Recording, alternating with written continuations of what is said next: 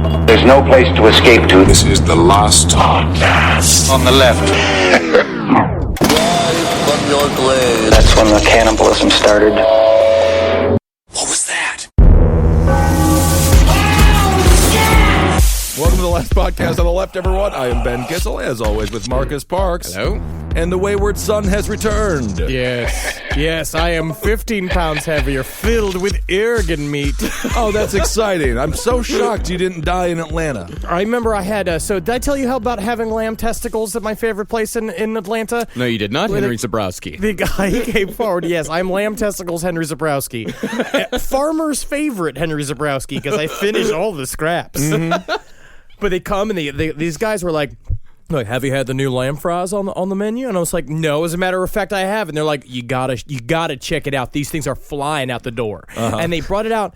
It was just fried dick balls like normal. Lamb balls, and they called them lamb fries? Lamb fries, and you eat them. They were fantastic. They got an organy flavor. I don't know how to describe an organy flavor. It's like kind of like a blood flavor. Oh, I've eaten testicles. Problem, though, is, I don't want to ask this to our listeners as well, has anyone ever seen dick on the menu? I've never seen an animal's cock served in just alone. Well, it's just skin. They're blood sacks. No, it's not. It's got cartilage. It's got some meat in there. Right, right. Well, I don't know. We'll talk about that on the B-sides. Actually, we'll talk about that on episode 3 of Dean Corll. That's right. We're talking about Dean Corll, speaking of blood sacks and disgusting edible things. Man, Dean Corll would have gone hog wild for some hog penis at Holman and Finch in Atlanta, Georgia. Come get hog wild on hog penis. Maybe that could help a lot of our more dangerous pedophiles if we serve more open cock in restaurants, like actual pieces of cock that they can personally buy, and then they go and they tear at it like a dog in heat. You think that's the major issue? Yep. Okay. Well, that's great. Let's get to something more disturbing than Henry's diet. Dean Corll. Well, first of all, the sources for this series are the Texas Monthly article "The Lost Boys" by Skip Hollandsworth. Check it out. It's absolutely fantastic. Check out all of Skip Hollandsworth articles. He's a fantastic journalist. And also the books Mass Murder in Houston by John Gurwell and The Man with the Candy by Jack Olson, which is one of the best true crime books that I've read in the last few months. It's pretty wonderful. Like, and the description of Houston, which we'll get into in the next episode, is absolutely incredible. You get to really understand where Dean Corll came from and what he's all about. Yeah. And the title alone, I mean, I would be so easily tricked if I was a child once again. The Man with the Candy. I want to meet him. That was a problem. You were too obvious. Yes. You just walk around being like, I don't care if you rape me, just give me the goddamn candy. You got Charleston Chew back there? Yeah, all right, I'll suck your dick. I'm just telling you. I loved Charleston Chew. They were the longest of all the candies. Well, if you don't know who Dean Corll is, and a lot of people don't, he was an American serial killer that, along with accomplices David Brooks and Elmer Wayne Henley Jr., killed at minimum 29 teenage boys almost exclusively in one small Houston neighborhood over a period of 3 years from 1970 to 1973. And Corll's killing spree ended only when one of his accomplices shot and killed him in the midst of a murder. And Corll held the record for most confirmed kills in the United States until John Wayne Gacy was apprehended 4 years later in 1978 with a confirmed murder count of 33. I couldn't help but think of It, Pennywise, in Derry. This is an extremely It type of story. In fact, that's what kept coming up in my mind when I was reading The Man with the Candy. It's a very much like an It type of situation where just teenagers are going missing left and right, and no one's really saying anything about it except for the kids. And literally an area of Houston called the Heights, which is like 2 miles by 3 miles. It's a very small town. It's a little area of Houston where these kids are just disappearing, and they we're going to find out how Houston is ran by the police. It's sort of a laissez-faire attitude. It's as long as if the crime did not involve either a rich person or a black person, the Houston police did nothing. Right. And these kids, they just said, they're runaways, which makes me really consider the fact every child, if you have a child and you listen to this podcast, that child is about 60% of the way ready to leave your home. Lock up the windows and shut the doors. They're ready to go. Tether up the child. They just want to leave. But Dean Corll is sort of like a precursor to John Wayne Gacy. The same exact kind of man, a man who held a lot of esteem in his community, who used that to lure boys in there. And what is it about working at a candy shop and wanting to have sex with dead boys? When you're around sweets at work, you want to have something sour at home. But you think about it, between Jeffrey Dahmer working at a chocolate factory, these are weird. Right. These are just employees of candy factories. Right. What about the owners? It's always the inverse. What about William Hubert Hershey's, who's sitting in a fucking, is he in a castle in Transylvania? Who's just like, an early drink come. And it's just like pewter goblets filled to the brim with frothy semen. Yes. And they put that's the milk in the chocolate. So since Dean Corll was murdered before he was apprehended, it's important to know that most of what we know about Dean's formative years comes from his mother, Mary. Now, Mary is what you might describe as a real piece of work. She loved her son to a fault. Yes. Which is kind of the problems when you continue to love your son after he's raped, tortured, and murdered 29 boys. And she's very Ed Gein-y. She was kind of all over his childhood and treated him like a king, and was very, ultrally, in the end, too protective of Dean. And they were extremely protective of each other. They, some people who worked at the candy factory with them said that their relationship sometimes was of Dean being the father and Mary being the daughter. It was a very odd, symbiotic, two-way relationship that they had. And as Henry said, Mary, even after her son's crimes came to light, even after it was proven beyond a shadow of a doubt that her son had committed these crimes, she never had a single bad word to say about him. Not a single one. Not a single critical word to say about him. Ben, you're looking a little wistful there. I'm just going to say, in the mother's defense, a lot of people are saying a lot of bad things about her son, but she remembers when he was just 6 months old inside of her and how nice he was sucking his thumb inside her womb. No, I read that article where it said he shoved that steel wire up the penis of one of those young boys. But I will say he always combed his hair. Mary, you raised him right. I raised him right. Mary, you raised him right. I know he had a shiny belt buckle on when he was having sex with all those boys against their will. But at the same time, boys will be boys. That's and right. Boys raping boys and boys raping boys. And he always combed his hair. Mary, you raised him right. I raised him right. You raised him. Margarita. Another margarita. No, bring me the woman named Margarita who's supposed to clean up these other empty margaritas.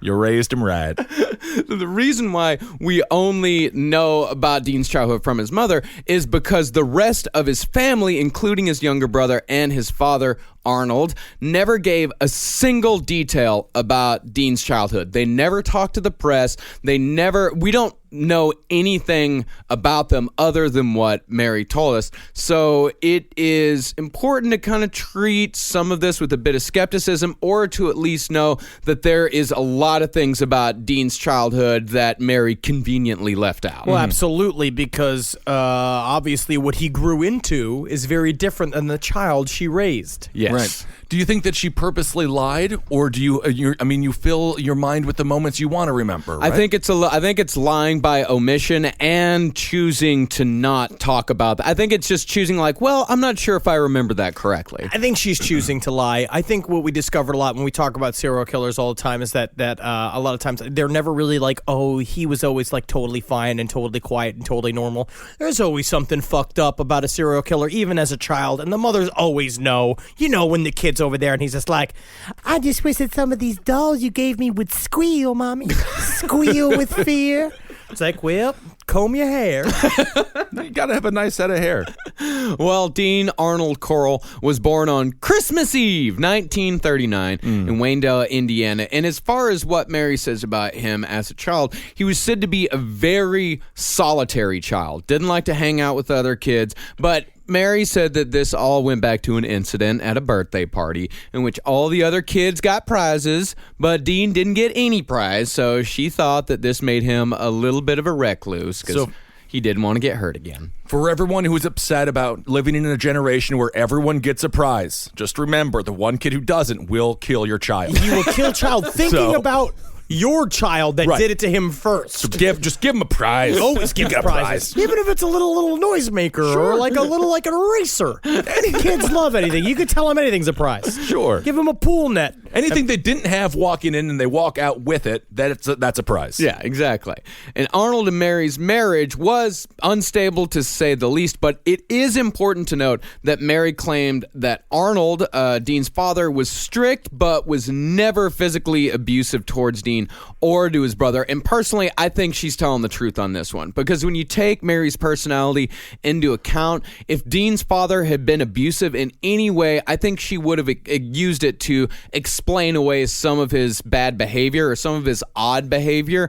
And I also think that she would have used it to garner sympathy for herself. Well, it sounds like Mary is a pretty classic clinical narcissist, Yes. which is something that my vampire of a grandmother was diagnosed with, which is it's a true, like, kind of chemical misunderstanding that that there are other people, that other people have feelings. And I imagine as a narcissist, like, you look at the child as sort of an extension of yourself, because if something was wrong with Dean Corll, that would mean there was something wrong with how she raised him, and all of the fault would go on her in her mind, and it's not about him. It never was about Dean. It was about her raising a boy as a feminine way as humanly possible, and probably protecting him from his father. Absolutely. I'm gonna have to call Ben Kissel bullshit, because back in the day, like, not being an abusive father meant that you didn't publicly beat your kid with a stick. You didn't right? beat him within an inch of his life. Exactly. Yeah. He didn't go to school with two black guys as if he just fought Mike Tyson in the early 90s. So I think that his father probably was physically abusive. I mean,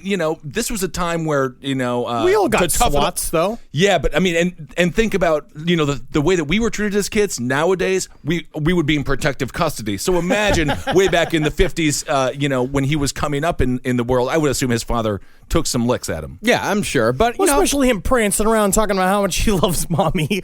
Like, why don't you love me, damn it?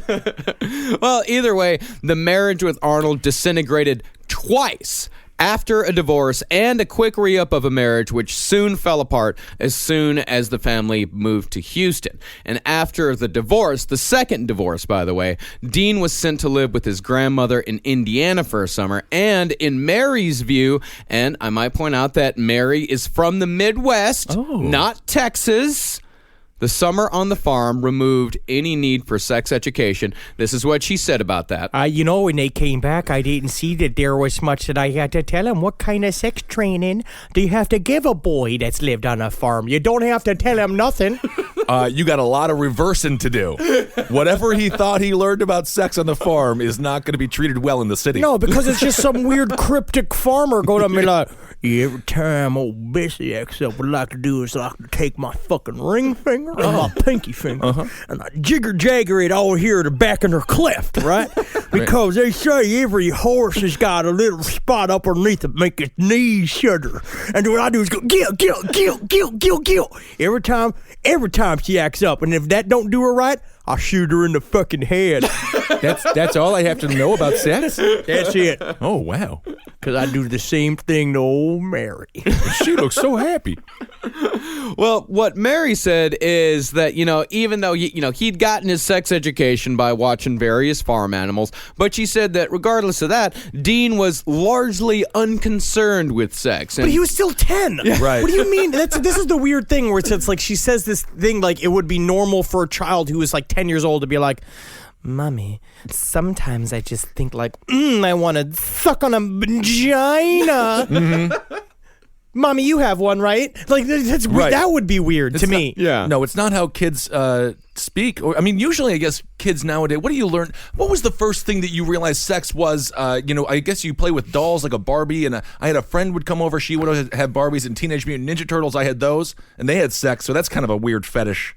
Wow. I like skinny girls and turtles now, I guess. That explains a lot. No, it was fine. It was the exact same thing with me, yeah. Yeah, I had G.I. Joes that I would make love. Right. And also, we had hardcore porno on the television because we had an illegal cable box. So I'd go back there and be like, I wouldn't know what they were doing, but I'd be like, I'm interested. Like, I'm just sitting there like my eyes would be locked on. I knew I had to shut it off. I was like 5 or 6. So I guess this Farm Animals is the 1949 version of Scrambled Spice Network. I still don't know if watching old Greg fucking have sex with a chicken behind a barn, like, you know, like having silo sex with a bunch of grain around your knees with like a couple of ducks. That's not how you're supposed to learn. Different time. Well, Mary said that the weirdest thing that the kids got into is that they never liked to wear clothes and they just ran around the house naked all the time, which really isn't even that weird. I was that type of kid. I didn't like to wear And clothes. Marcus is completely normal. Yeah, that's right. Yeah. No, not weird. I'm not tying boys to boards and chewing their dicks off. Sounds like somebody is arguing a bit too hard about this. I don't know. Interesting. Well, maybe not. Well, when Dean was 14, his mother moved him and his brother to Vidor, Texas, which is just outside of Beaumont on the Texas-Louisiana border. Now, Vidor was what was called a sundown town, and those were so called because of signs that were posted on the city limits warning black people about the dangers of being caught in said town after dark. They did not put it that delicately. Right. And in other words, Vidor was one of those terrifying towns full of psychopaths that just litter the Texas-Louisiana border, and even went as far in as central Texas. These towns still existed when I was growing up in the 90s. Ours was called Throckmorton, that had a sign outside of town that says, "Don't let the sun set on your black ass." Like, Ooh, yeah, not cool. the kids in my school, the black kids refused to go and play games there because it was terrifying. The kids the kids on basketball courts would openly elbow them in the face, and the referees, who were hired by the Throckmorton school, made a point to not call fouls that were made on black kids. So it's sort of like being a reverse vampire. You can go out in the daylight, but get out when the moon comes up. Question is, can't we burn these places down? Well, I mean, I think they sort of look like they're burnt out already for the most part. These towns are not thriving metropolises. No, I don't think so. Yeah, they don't get a whole lot of influx of populations. Yeah, industry doesn't come and invest in Throckmorton, Texas. We're not getting a lot of good house music from Throckmorton, Texas. No. Not a lot of Tumblr DJs. I'm not even sure what that sentence is. What would it sound like? I guess a milk jug and a rickety chair, sort of just... I don't know. I don't know how to do it. Yeah, never mind. Yeah, I mean, sundown towns, they have a very specific flavor to them. Like, it's not a friendly type of place. Like, it's a town where their entire identity is hate. Right. It sounds like one of those bizarre towns where it's so racist, where they don't have chocolate ice cream, there's no black cats, like they don't paint a house black. If you have a black car, you're the most diverse person on the block. But I gotta say, all right, every once in a while, now don't tell your mother, I got a little piece of 85% dark chocolate because of the antioxidants. Risky move. Well, I mean, this reporter, Sally Bixby Defty, which is my favorite star reporter name that I ever heard, she described Vidor as, quote, essentially the kind of place where the big event for the kids is to pour kerosene on a cat and set it on fire. And I also want to point this out as like when people talk about making a murderer and saying it's Stephen Avery, you know, they were making a big deal about him setting fire to this cat, like one of the crimes they were getting. It's like, you got to understand, these are powerfully bored and dumb people alone. It's not that uncommon. Yes, like, it's really not as uncommon as you want to think it is. Steve Avery, whatever you want to believe about his innocence, he is dumb. And everybody around him was backwards, incest-ridden plains people. Yeah. And that's what they do for fun. You know, you're from there. Yeah. Yeah, true story. In my hometown, my friend's father drowned their cat, his sister's favorite cat, in a little bucket, in a 10-gallon bucket. He just did that. Yeah. And, you know, we knew it was kind of weird, and his sister was very upset with her father. We knew rednecks in Florida happens. that would do that. They would have a problem with, they'd be like, oh, this cat, we can't take care of this cat. And they would just fucking drown it.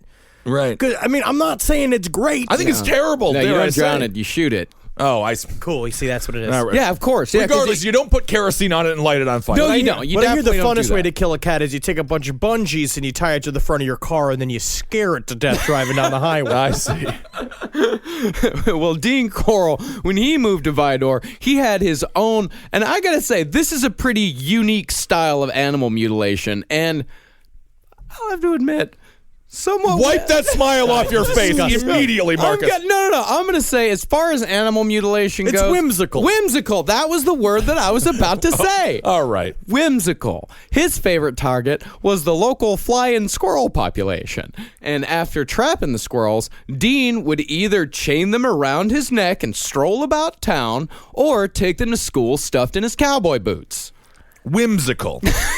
I would say also it's the most fabulous way to show off that you've killed a bunch of flying squirrels. Well, yeah, I mean, it's a wealthy woman on the Upper West Side in a mink, jacket, but they just didn't do any of the work to make it, wearable. Legitimately, I imagine Dean Corll as a sort of genteel, Yes. little weird redneck boy. You just walk around being like, I hope you like my new statement necklace.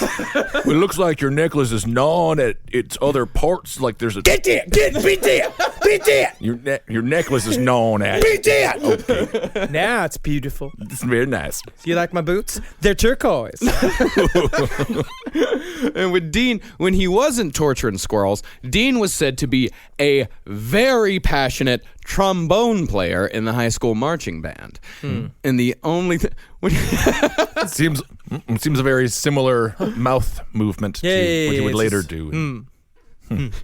Interesting. It just seems very indicative. I'm not saying that we should arrest all people who play trombone. No, or well. or assume that everybody who plays a trombone is a homosexual, because that's also not necessarily That's the right. truth. But That's if one were to Sleep with- stereotype something, an instrument. One eye open, my friend. The only other thing besides flying squirrels and the trombone that could occupy Dean's mind in Vidor was candy. For Vidor, Texas would become the birthplace of the Coral Candy Company, for which Dean would become so well known for. For one fateful afternoon, a pecan salesman dropped by to find Mary baking several pies all at once, and the salesman, no doubt looking to take advantage of the manic stay-at-home mom by making a regular customer of her, suggested that Mary might enjoy making and selling her own candy, since she had all that extra energy anyway. Now, she was fucking that pecan salesman. I hope so. Because that's the other way he's been like, because I can imagine Mary rolling off and being like, you sure got a lot of energy, Mary. You ever think about selling these candies as well? Sorry, I know I'm looking at your large naked body, but I'm only thinking about candy. Yep. As he puts on his boots. So Mary loaded up the family in the car, drove an hour and a half to a candy factory in Houston, and bought a praline recipe for $50. Now, I know we're going to get a lot of flack on that. Some people say praline, some people say praline. No, I've never heard the term praline. Yeah, praline. Yeah. That's not a thing. Some people in Texas maintain that you say it praline, and if you say it praline, then you're out of whack. It's praline. You're a backwoods people. It's not your fault. It started at the beginning of the country. We didn't have enough people there to start. And so there was a lot of families on top of each other, Yeah, and they gave us the snake coil flag, which I think is it's a cool flag. Don't tread on me. Don't tread on me. Yeah, that's nice. And chicken fried steak. Oh, I love that. So Dean, always eager to please his mother, soon took over operations of the Coral Candy Company. He ran the machines, he wrapped the candy in the boxes, and he delivered them. One high school friend of Dean said, That's one reason why he didn't have a whole lot of social life. Also because he was a big old fucking weirdo Yeah. who reeked of candy 24/7. Was always talking about how he'd like to stick his dick in a yodel. And we said, "Yodel, you mean the chocolate little cake?" He's like, "No, I like to call little boys yodels." Interesting. They should have caught that earlier, I Yes. guess. So he's cooking and delivering candy the whole time, flying squirrels in his shoes. Huh? That's the other thing. I mean, Isn't there some code? let's not talk about the gigantic box of horse bones we have in the basement of this Mexican restaurant we're in. cow bones. They're cow bones. Okay. Yeah. I gathered them myself. Very good. Creepy. Good. Yeah. Well, all of the people out there on the Patreon campaign sure seem to be loving all these bones that I'm cleaning and harvesting. He really, absolutely. Yes. Patreon.com/lastpodcast on the left. For $20, you can get your own custom cleaned and cut bone. I'm only Straight from 4 High Point Ranch in Jayton, Texas. As long as we all know that these are horse bones, Right. and not people. Cow bones.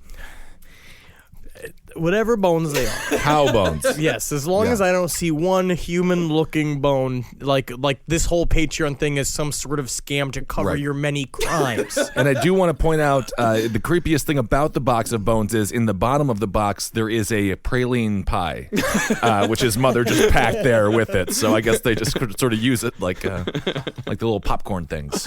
Well, I mean, yes, you do make jokes about it being in the candy factory and boots full of dead squirrels. Right. But those were the three centerpieces of his life. It was the squirrels, the candy factory, and the trombone. That if he wasn't at the candy factory, he was in the band room practicing that trombone. And if he wasn't practicing trombone, he was out trying to capture and stomp to death flying squirrels in order to make jewelry for himself. Right. Completely normal childhood. For Texas, maybe. Well, yeah, I mean, the 1958 Vidor yearbook, The Pirate's Treasure, described him as, quote, sweet to know, very occupied. That's great. So honestly, actually, it does seem to be the most societally friendly of all the serial killers that we speak about at this time Not in their really, life, though. right? He said that's what they said. He didn't actually have many friends. But he was busy working and doing things that, would technically make a good upstanding member of society. Working with his mother on a conveyor belt making sweets. That's not bad. Practicing the trombone alone. Normal. Or killing squirrels and wearing them. A little abnormal. Yes. Yeah. It takes a left turn there at the end. But remember the town that we're talking about here. Right. Yes. Remember, this is Vidor. This is a sundown town. These are the worst towns in America. Like these are they're towns full of psychopaths built on hate. Their standard of normal is not quite what the rest of the country's is. This is where if Texas Chainsaw Massacre was real, it would happen in Throckmorton. Like it would happen in one of these places. Throckmorton, Vidor, any of these places. They are cruel places that allow somebody like Dean Corll, who I imagine at the time probably received a great deal of hate for he probably kept to himself, super tortured, knew that he was different than the other kids, was probably all fucked up, and then he's just basically surrounded by budding psychopaths that couldn't wait to see any sort of aberrant behavior so they could stomp it out. Yeah, someone should send, if you want to shut these towns down, someone should send Gawker over there and write an eviscerating blog post about Throckmorton. 10 things you didn't know about Throckmorton. So after high school, Dean returned to his grandmother's farm in Indiana, where he got the sex education, and got a job at a coil factory to help out his grandmother after his grandfather died. And this, as far as we know, is when Dean started hanging out almost exclusively with children. His regular playmates were, surprisingly, a pair of sisters who lived about a half mile down the road, who Dean used to make innocent 8mm movies with. The movies, reportedly comedic in nature, showed the girls performing mock operations using chicken entrails in the place of real organs. Yep. And I'm totally fine with it. I actually have no problem with That's it. the most wholesome thing he's done so far. Yeah.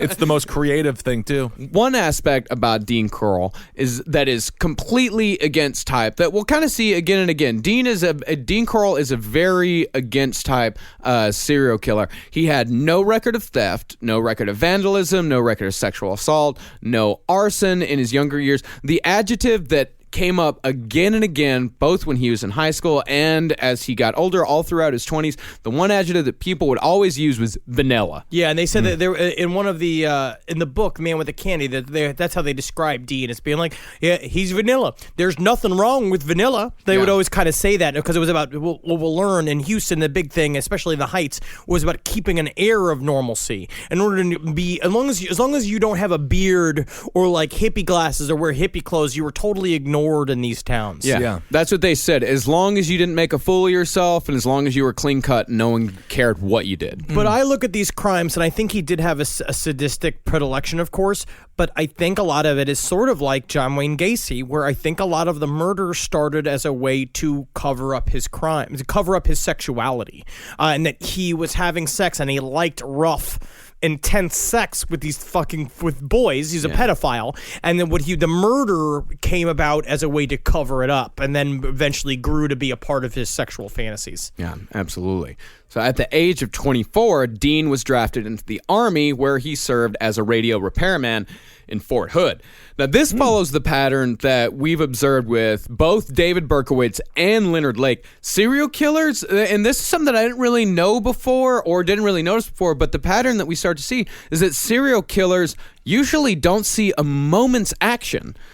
Even though all three of the men, David Berkowitz, Leonard Lake, and Dean Corll, they were all in the Army during Vietnam. But they don't see any action at all. For people that are in the armed service listening, answer me this question. Do you think that a lot of that is to do with the fact that they show basically too willingness to murder? Whether they show up and they're so enthused by getting the gun and going through the training, and there's like Leonard Lake, like I imagine somebody, which we're going to see out of Dean Corll later, likes to dominate and likes to put his pain on people. Like I wonder if even drill sergeants like see that in training and they're like, oh no, he's not going to go anywhere near the fucking. I think it's because as soon as the drill sergeant asks them to do a sit-up, they break down and cry like pansy boys, and then Dean Corll is like the dog in the movie Up. Every time he sees a squirrel, he shouts and chases the damn thing. necklace. Why does he call squirrels necklaces? Yeah, I think it does have something to do with. I think it's more towards like what Ben was talking about, is that they just don't have the kind of instinct that it takes to be a soldier. Their instinct to kill is there, but that doesn't make a soldier. That's not what a soldier is really there for. It's like discipline and teamwork and that kind of stuff. That's the whole point. That's what shows a good soldier. Yeah, a willingness to kill is not at the top. But I also find it interesting that they join the military. I think a lot of it's also because they feel aimless in life. Well, they're drafted. Yeah. Well, was he drafted? He was drafted. Everyone. Oh, yeah. okay. Yeah. No, Leonard Lake volunteered, as did David Berkowitz. Both those guys volunteered for the Army. But Dean Corll was drafted. But it is interesting how I don't know of a single serial killer or mass murderer that saw combat. It's very interesting. It's something worth looking into later. But the Army is also where a friend of Dean's claimed that Dean had his first homosexual experience. About that, the friend said, He told me that's where it started when, it was like the first time he turned faggy, really. I guess that's the only way I can say it. Is that what he says? There's a lot of different ways you can say it. That was exactly what he said. Yeah. Yeah. He said that's the only way I could say it. He said he told me that's where it started. When the first time you ever turned into a fag, really, I guess that's the only way I can say it. Yeah, it was Vietnam. There's a lot of different ways you can say it. Yeah. It was when he had I just said it a totally different way. When he had his first homosexual experience. You could just say he was gay. He was born gay and loved it. It was the only time I saw him happy because he was expressing himself for the first time. You could just say he was bored. Who knows? Not a lot to do as a radio technician there. Now, that experience actually must have happened pretty goddamn fast, because Dean spent less than a year in the Army before his mother got him out on a hardship exemption, saying that she couldn't possibly run the candy factory without him. And that has got to be one of the sissiest letters the Army will ever receive, which is your mother writing a letter for you saying she can't run the candy factory without you. Well, I mean, this is right around he's just too deft with the divinity machine, pouring the meringues. She's out there like Lucy on the conveyor belt. She has to start eating all the candies herself to keep up. I mean, it was a nightmare for that poor woman, Mary. Yeah. And I mean, to be fair to Mary, business at the Corll Candy Factory, or the Corll Candy Company, was booming. Dean was apparently a genius at the candy making business. He's always come with new recipes for pralines and pecan rolls and divinity and little chewies. These are chewies. That take an ironic twist there for the guy. Kind of at the end. After we find out what he did there. Yes. Kind of a different little chewy. Ruby Jenkins, who ran the candy apple business, that shared the facility with the Triple C, recalled Dean's interactions with children through the lens of a pleasant and fun memory, which you kind of get this from a lot of people that had memories of Dean. Like, they would recall him as just kind of a he's fine. He's all right. Like, he wasn't that bad of a guy. But they said it was very interesting. They said his relation, they were like, they're like, well, Dean is a little too friendly with the kids. But then they were like, the way they equate it, they're like, well, maybe it's weird, but actually it's, like maybe he's more like a scoutmaster. Yeah. Where he loves the children. He just loves to be there. And some people were just put on earth to help others. That's what they would say. Yeah. And not be, rampant molesters and murderers. It was very disturbing. As a child, we took in a lot of foster brothers and sisters, and many of them, had fathers that were similar to Corll. And I watched one sit-in meeting where they all got together, and obviously they were supervised visits. And there was an enthusiasm to the father playing with the children, a very perverse enthusiasm. And I could tell that something was wrong. I was only 11 years old, but yeah, they do. Lighten up, I guess, and they do become very animated around children. But that's not to say that there aren't men out there who actually are very good scoutmasters, who actually can help out children. Vast majority the of three. Vast majority. No, I don't think. Let's leave scoutmasters alone. No, the vast majority of these guys are totally cool dudes and are actually doing something good for the community. Little League coaches, scoutmasters. Like, these guys are actually doing this shit because they enjoy doing it, not because they want to put their mouths on the little boys' balls. And women are good at it too. Watch the movie Troop Beverly Hills. Great feature film. Well, this is what Ruby Jenkins said about Dean's attitude towards kids. She said, he was a regular Pied Piper. Everybody told him to stop, but he wouldn't stop. The principal even called and said, please don't encourage the kids. They're crossing the street to get the candy. The parents are complaining. But Dean, he would just still give it out. God, man, it's so crazy because he made the candy. I mean, it's like the full process. Well, what she meant by, the kids, not letting the kids run or anything like that. This was like fate stepping in an extremely horrible way. Because while Dean was in the army, Mary set up the candy factory across the street from an elementary school. Do you is this really one of the is this why we get the whole candy in children being lured in by the pedophile trope? No, I just think pedophiles have been using candy to get kids since there's been candy, kids, and pedophiles. But let's just say he ran a factory that made lug nuts. Would we just be like, hey, so somebody stopped in a red van and offered you lug nuts? Do not talk to that man. Yeah, would it change? Bill, I gotta say, I'm a sucker for free lug nuts. The next thing I know, I'm over at this guy's Dean's house, and he's got lug nuts as far as the eye can see, and I'm pretty much drooling. Next thing I know, I'm getting raped behind a silo. Not good. Not good. I mean, and that's what happened when Dean came back. All of these kids found out that there was this candy factory across the street, so they'd line up at the door trying to get free samples, and Dean would just go out there and he'd just hand out all of the irregular pralines that they couldn't sell. And this is where he started grooming his later victims. You'd actually found out that he's known a lot of the victims that you'll find later on. He'd known them since they were little, since they were 5 or 6, and they've known him forever, which is kind of that thing that goes along too. A lot of times in molestation cases and child abuse cases, it's from somebody that they know. Because he's already built this sort of inner structure of trust with them so that they never want to report him being weird. So he would be like, Tommy, you know me. I knew you since you were little, and now even you're a little bit less little. Yes, this guy's he was a monster. Yeah. He was like the boogie. He was a boogeyman. Yeah, it sounds like the definition of all what we think of when we think of pedophiles. It seems to be him, right? Yeah, I mean, he is, he's a bit of a prototype, definitely. And after he'd been grooming these kids for a few years with the candy, eventually he installs a pool table in the back room of the factory. So now you've got a steady stream of 14 and 15-year-old kids coming in and out every single day.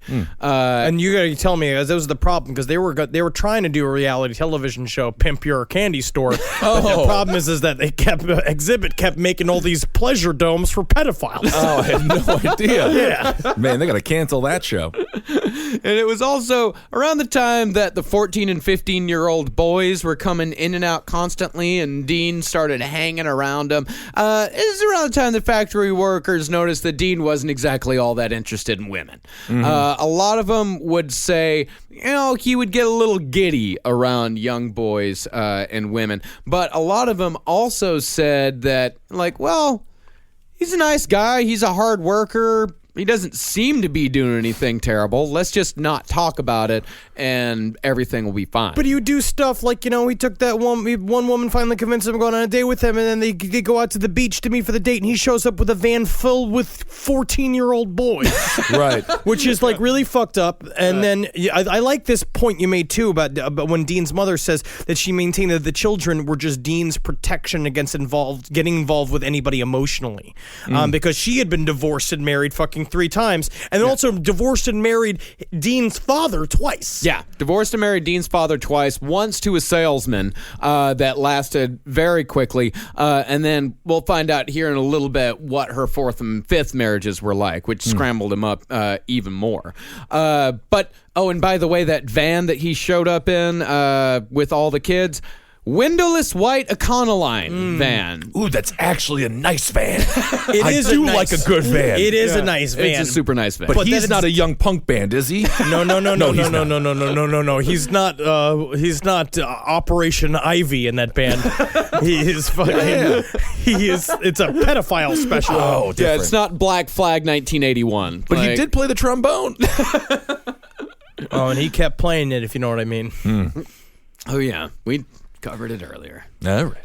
Sucking dick with it. Little Chewies. So even after Dean was killed and all of his crimes came to light and it was extremely obvious that Dean was gay, his mother still didn't believe it. And this was mostly because a psychic who did Dean's chart told Mary that because of the exact time and date that Dean was born, it was astrologically impossible that Dean could be a homosexual. But she didn't know that what he meant was astrologically, and he had spelled it ASS, and he was winking the whole time. You get it? But I hate to go all MSNBC. It is a little problematic to call him gay. He is a pedophile. No, he's gay. He's gay? Yeah, he's gay, absolutely. Can you? He had homosexual relationships with men. Yeah, he had with older men as well. He just skewed young because he could manipulate them more. Yeah, there are homosexual pedophiles and heterosexual pedophiles. Those are 3 different classifications. I'd say he was candy maker first, trombone player second, pedophile third. Yeah. And then gay. Yes. All right. Just want to lump the 2 together. No, absolutely not. No, absolutely not. That's where your brain went. Yeah, you're thinking. No, that's been the theory of the gay person has been for years thought of as if they were predators. You're absolutely right. You're very right that those 2 things. But Dean Corll did have homosexual relationships with adults outside. He just didn't like it. Yeah, he was like a little down for it, but still it wasn't quite getting him. It's like Hunt's ketchup. Just not Heinz. Yeah. You know what I mean? It's Yeah. like the good stuff. Yeah. I used to hate eating at the family's house who had the Hunt's ketchup. It's like, what is wrong with you people? Just put some salt in it. Just have sex with the boy. Oh, come on now. But even though Mary didn't accept that her son was homosexual, everybody at the factory knew it, and nobody openly acknowledged it. But everyone accepted it because he was such a nice, decent person, as they said. And within a couple of years, the factory was just filled with teenage boys, both hanging out and working there. And none of these boys reported any shenanigans or any misgivings whatsoever about Dean. None except for Jimmy. Jimmy just didn't know how to play along. Right. I mean, at this point, it just reminds me of the Foot Clan and Shredder. It is a little bit like that, but all of the Foot Clan was also getting molested. Oh, right. We don't. Bebop and Rocksteady had some terrible. But you could just imagine Dean Corll just like laying out pralines and divinities, just whistling and like grab assing with little boys. Yeah. That was probably a great time for him. I guarantee you. Yeah, I guarantee it was the best time of his life. Jimmy, he hated to be alone with Dean, but he would never tell anybody why. And nobody really pressed the issue because all Jimmy would do when people would ask why he never ever wanted to work alone with Dean, he'd just hang his shoulder or just hang his head down and just kind of shrug his shoulders and go like, I don't know, and then go ahead and work with him alone anyway. Sad. He has to always give me private trombone lessons. All right. Well, no, this poor child. Yeah. Jimmy was a poor boy. Jimmy wasn't having a good time there. And this also wasn't the only hint of Dean's future behavior. Dean, even though he was considered to be a nice, decent guy, he did have a temper, but he kept it very tightly controlled and he kept it very private. Anytime he got angry, he'd retreat to the back of the factory to what eventually came to be known as the Pouting Room. And nobody knows what Dean did in the Pouting Room to calm himself down, but he'd always go in there red-faced and angry and come right back out all smiles again. You hear outside the door, you hear like, Hey, Macarena.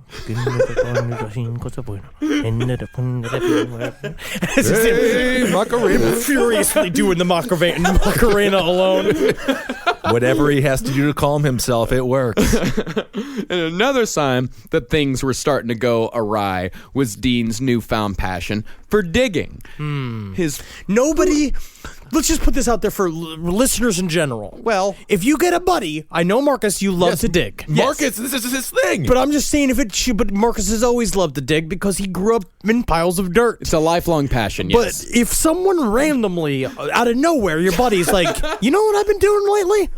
A lot of trench digging. Huh, you didn't do that a couple of weeks ago. What happened? No, it's like I needed a reason to do it. Anyways, I gotta show you my new spade. It's diamond tipped. You gotta come over sometime. We're gonna play some lunch. We're gonna have some lunch. We're gonna have some beers. We're gonna play with my handcuffs. I'm there. I like the idea of playing lunch anyway. This is my new LeBron Nike swoosh, my fucking shovel, playoff series shovel. Yeah, I like the idea of people getting together and pretending to be their favorite competitive eater. That'd be kind of fun. So Dean's first big digging project was to dig up the floor of his Pouting Room, board it over, and then cement that. Next, he started to dig holes out near White Oak Bayou, but only at night. His explanation was that old candy apples drew bees and spoiled pecans were infested with weevils. No. And the best way to dispose of them was to bury them. Completely reasonable.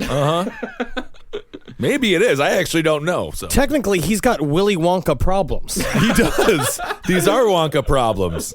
And Candy Apple woman Ruby Jenkins said about this, he was real good about it. He did his burying without a word of complaint, the way he did everything else. He had this big roll of clear plastic, 4 or 5 foot wide, and he had sacks and sacks of cement and some other stuff back in his Pouting Room, but we never asked what he used it for. Now, why ask questions? I don't know. I feel it's just sometimes just go out there and ask a question.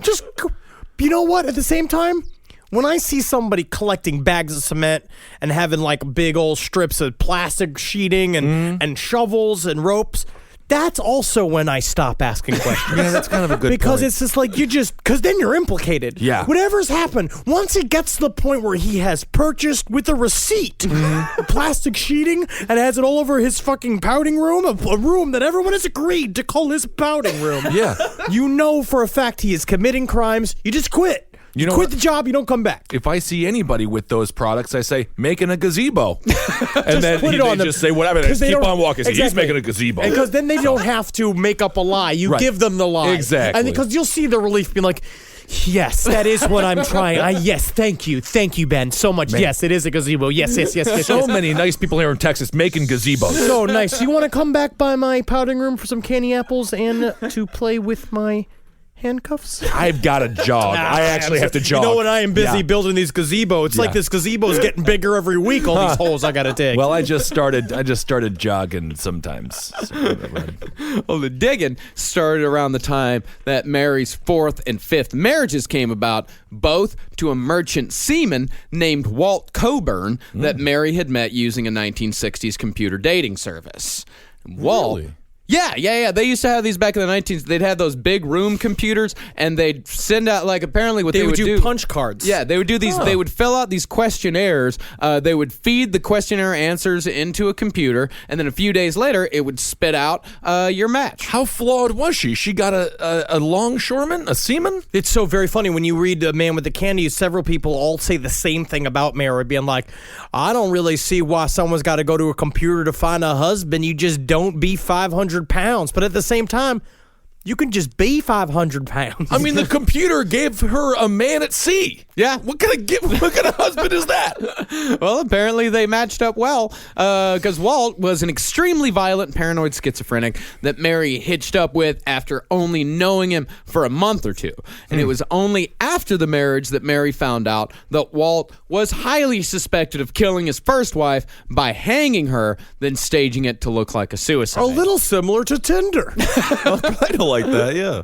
And Walt was so crazy and unstable that Mary hid in the candy factory for 6 weeks straight to escape him. And when he found out where she was, he sent her 8 dozen flowers and told her that she'd have the most beautiful funeral you ever saw unless she came back home. Oh, I thought it was sweet, but then it wasn't. No, I say the same thing to Natalie every night. Oh, I'm going to make you the most beautiful funeral. Hopefully later than sooner. Keep it for the record. Fried just in eggs? case. Fried eggs? I know it's 4 a.m, but I'm making fried eggs. That's very nice. But 6 weeks at her job, why wouldn't he show up at the factory where she worked? Well, Not a smart guy, I guess. He's not a smart man. No, he is absolutely not.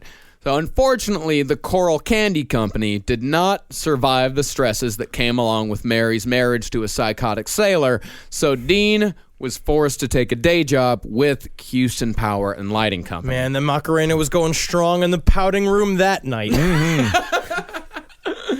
So Mary, who was looking to escape her ex-husband completely, moved to Colorado on the advice of another psychic. Now, this is very surprising, and no one knows exactly why this came about, but Dean decided to not go with his mother to Colorado. He decided to stay in Houston. Well, it sounded like he'd already built his little structure. It sounds like he already built his perfect structure of, like, essentially pedophile. Like, he knew what he was going to do by then. Yeah, he had his plan. Yeah, because we talk about, like, when serial killers allow themselves the little things that make what they then do can be, like, against their will. It's like a thing that they have to do. Yeah. It's because he's now set it all up. It's like, well, now it's too late to go because I set up all these kids. I've been grooming everything. Right.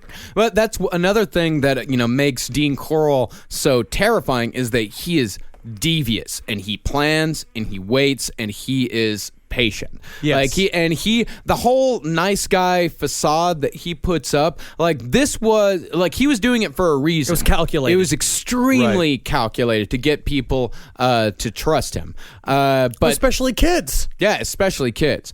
And within a couple years of Mary leaving, Dean would transform from just the nice guy with the candy to one of the most prolific and brutal serial killers the world has ever seen. We're going to get next week, we're going to start getting into him meeting his accomplices, start getting into some of the first abductions and murders. This case is... It's horrifying. This is one of the most horrifying cases that we're ever going to cover. I will say, and this is maybe ridiculous to posit, but I think that one thing I like when I read these things, when we go into these guys who kill lots of little boys, is that I'm really glad that I don't read some of the descriptions of the crime and then spontaneously get hard. Right. That would just end my life. That would end all of our lives. Yeah, we couldn't do the show because that would be bad. Because it would make the secret grow. You know what I mean? Would have to turn you in. Yeah. That's the whole thing. It's a relief. Yeah, it's an absolute relief. Yeah. But also this case to me shows that there may be some truth to the idea that John Wayne Gacy also had co-conspirators. Yeah. We'll talk about it. So much more to discuss. Well, what a great intro to Dean Corll. good background. Things will get more disgusting from here on out. Always. And then we always promise that. These are the we monsters. always promise that, and you know what? We always deliver. We do always deliver. Yeah, but we also believe that it is important to understand these monsters as the actual people that they are. Also, in the details and the gruesome details are the thing that allow you to. It's real and it happened. And there are monsters that live on the earth, and there are a bunch of them active right now. Your kids are probably hanging out with one right now. No. It's fine. But do give a phone call. Do check in, please, on your children. All right, everyone. Well, thanks so much for listening. Thanks so much for giving cash to the Patreon. That's so sweet. Yeah, if you guys want to give to our Patreon campaign, if you want to help subsidize the show, go to patreon.com/lastpodcast on the left. At the $5 level, you get a lot of free bonus content. I'm so sorry that last week we had the technical difficulties and we weren't able to put out a full episode. These things happen. It hasn't happened in years to us, but it's just the way things go sometimes when you put out a show every single week like we do. Yeah. And if you want to hear what we were able to salvage from the episode, you can go to patreon.com/lastpodcast on the left and pledge $5 a month, and you'll gain access to that. We'll have new recordings up this week too for as extra content for those of you that are Patreon supporters. I believe at the $20 level, $5 level, $5 Yeah. and then we will, and so that will also be good for your ear heels. Yeah, every week we're gonna try to put out bonus content every single week for our $5 and up donors. That's right. And thanks so much for supporting all the shows here on CCR. The network is just doing great. Listen to Sex and Other Human Activities, page 7, the Round Table of Gentlemen. Abe Lincoln's Top Hat is heating up with the politics, so that's kind of fun. And, everything's been really going in the right direction. So make sure, so follow us on Instagram at LP on the left.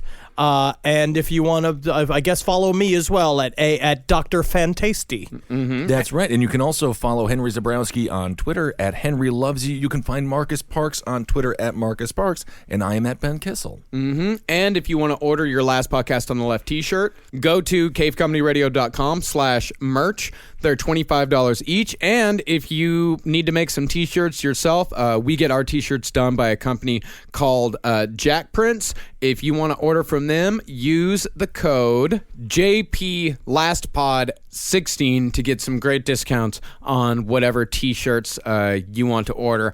And March 11th, Netflix is finally going to have quality content. Henry Zabrowski is starring in a special called Characters. The Characters, yes. Characters. Tell everyone a little bit about it. I was given 30 minutes to do whatever the fuck it is I wanted. And sadly, they let me do that. And it is, and it's pretty, it's pretty adventurous. And Henry, I will say that. Henry was gracious enough to have a lot of your favorite people here from CCR involved in the project, and a lot of different comedians that you've seen on the stage and screen. I'm going to say there's a lot of cum in it, and also a lot of my nude body. So if you enjoy any of these things, then you'll like that. And I'm sorry for that. I'm sorry you like that. That's nice to apologize. Yes. Just get it out of the way. Just get it done now. Yeah. So yes, please watch and write into Netflix and tell them Satan commands them to give me an entirely original series order of my own characters. I love the idea. And finally, because our Patreon has been such a success, we're finally able to do our first live show out of town after Washington, D.C. We are going to be doing Baltimore on March 5th at a venue called Otto's. We're going to put out all the details here very soon, but that's going to be us, Last Podcast on the Left, and the Cowmen are also going to be traveling and doing that show as well. So that's Otto's March 5th in Baltimore. And the more people we get on our Patreon, the more we can travel out and do live shows, the further out we can travel. And again, if you guys want to give to us, that's patreon.com/lastpodcast on the left. And we're going to end this episode with a Cowman song if you've never heard us before. So you get a little bit of a taste. All right. Hail yourselves. Hail Satan. And Heil Gegen.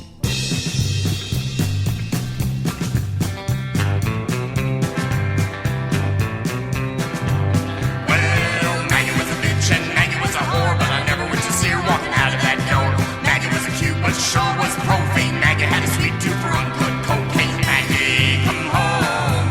Maggie, come home. Maggie, come home. Get out of that fat man truck. Maggie liked the cigarettes, Jesus, let them long hell. Maggie liked anything that people think she's one